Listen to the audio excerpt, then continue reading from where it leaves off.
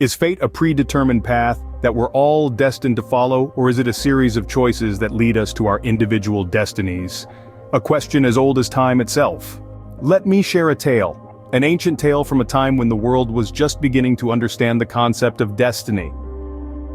There was once a humble farmer named Ahmed. He lived in a small village nestled between the mighty mountains and the vast desert.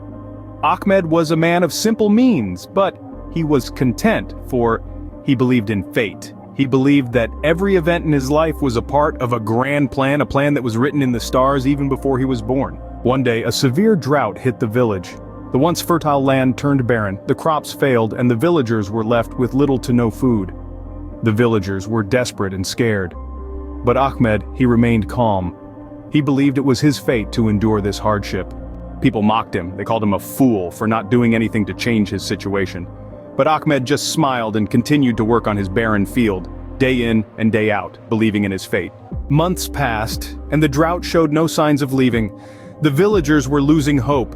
But one day, while working on his field, Ahmed found a hidden underground spring. The spring brought life back to Ahmed's field. His crops began to grow, and soon, his field was the only green patch in the entire village.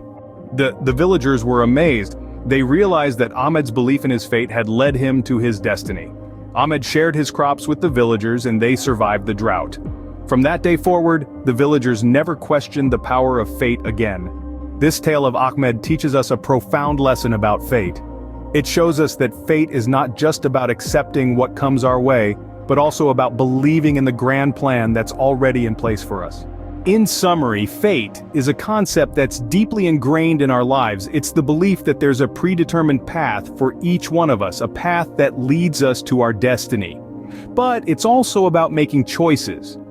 Choices that align with our belief in fate.